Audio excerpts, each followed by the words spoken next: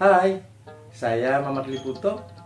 Saat ini tengah melaksanakan tugas sebagai guru di SMA Negeri 1 Tibawa. Setiap harinya saya melaksanakan proses pembelajaran dengan berpedoman pada kurikulum yang berlaku saat ini. Dalam melaksanakan pembelajaran, saya menerapkan pembelajaran berdiferensiasi. Seperti apa pembelajaran berdiferensiasi tersebut? Yuk, kita simak terus video ini.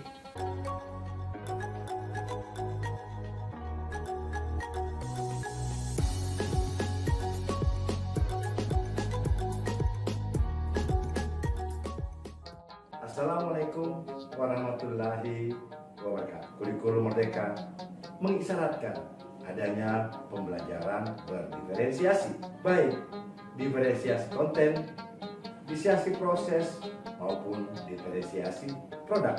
Langkah yang digunakan untuk melaksanakan proses pembelajaran berdiferensiasi dimulai dari persiapan. Di antaranya mempersiapkan perangkat pembelajaran berupa dokumen diagnosis awal, baik kognitif dan non-kognitif, serta memetakan profil pelajar Pancasila dan gaya atau minat belajar peserta didik.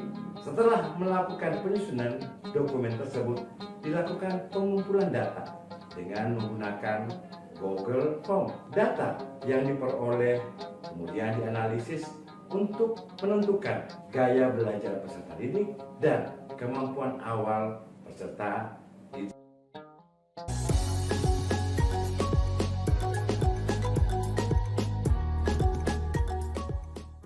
Kegiatan pembelajaran didahului dengan kegiatan pendahuluan, diantaranya adalah berdoa.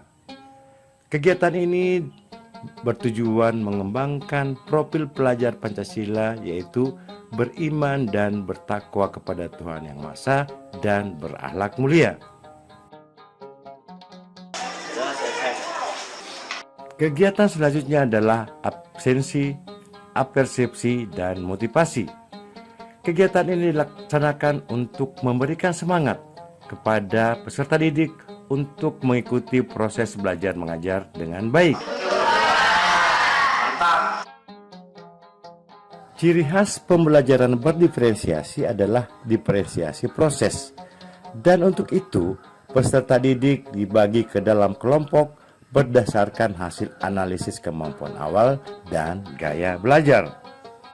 Setiap kelompok berisi siswa yang memiliki gaya belajar yang berbeda. Hal ini dimaksudkan agar siswa tersebut dapat bekerja sama dalam kelompok berdasarkan gaya belajar dan kemampuan awalnya.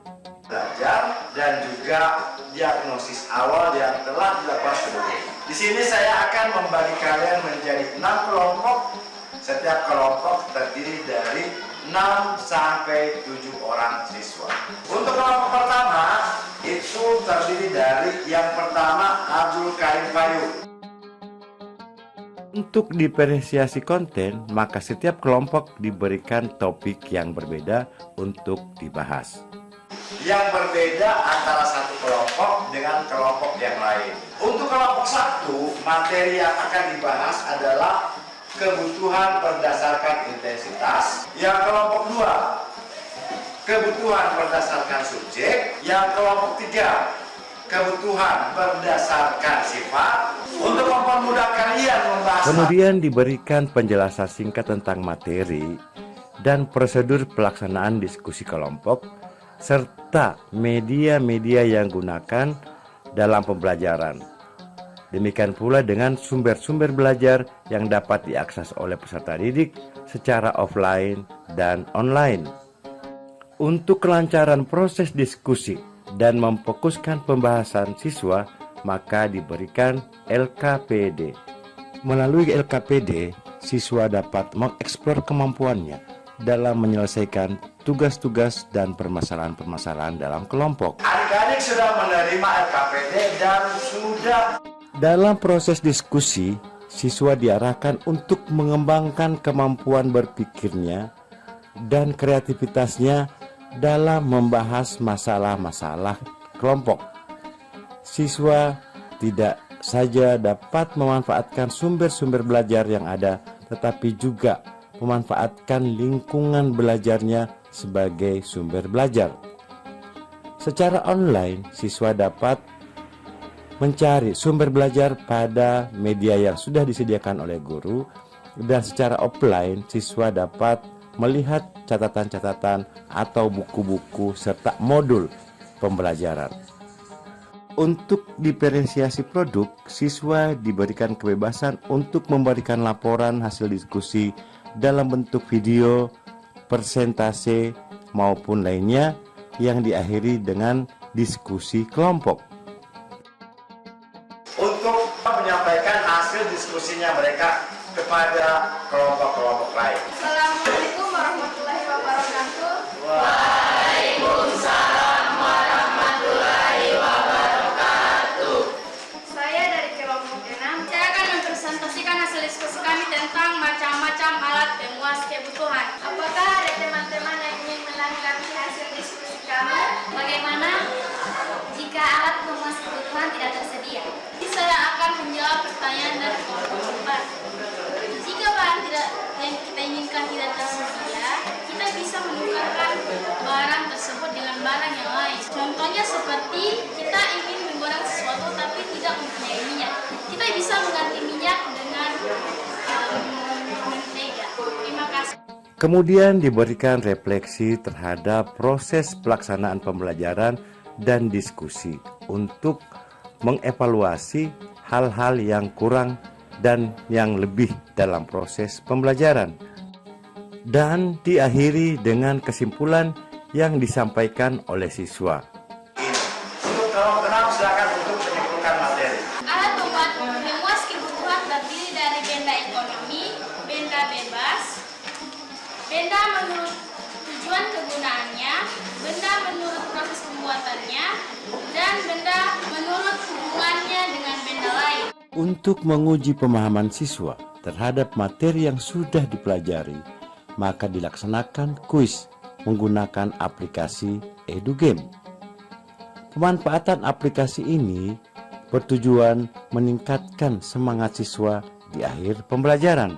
Sebelum pembelajaran diakhiri, siswa diberikan motivasi untuk senantiasa belajar di rumah secara online dengan menggunakan portal pembelajaran yang sudah disediakan oleh pemerintah dan memanfaatkan lingkungan sebagai sumber belajar sekaligus mengaplikasikan pelajaran yang diterima di sekolah di lingkungan masyarakat.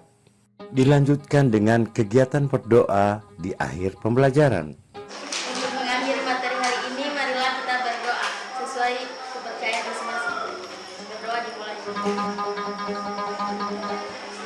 Doa selesai. Sekian, terima kasih. Assalamualaikum warahmatullahi wabarakatuh. Refleksi dilaksanakan pada aspek yang pertama adalah materi yang bertujuan untuk mengulas kembali materi belajar yang telah dipelajari sebelumnya. Kegiatan ini dilaksanakan secara mandiri dengan membaca dari awal semua catatan yang berkaitan dengan proses pembelajaran dalam kelas.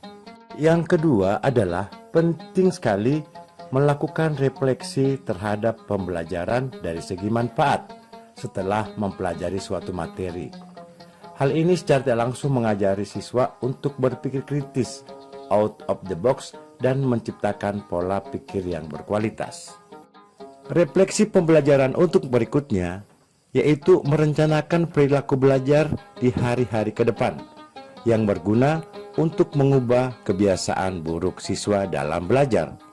Yang terakhir adalah refleksi metode belajar bertujuan untuk mengetahui kelemahan-kelemahan dari metode pembelajaran yang telah diterapkan sebelumnya sehingga dapat ditetapkan metode pembelajaran yang cocok untuk siswa pada pertemuan berikutnya yang disesuaikan dengan gaya belajar siswa. Proses pembelajaran diferensiasi yang telah dilakukan. Semoga bermanfaat. Assalamualaikum warahmatullahi wabarakatuh.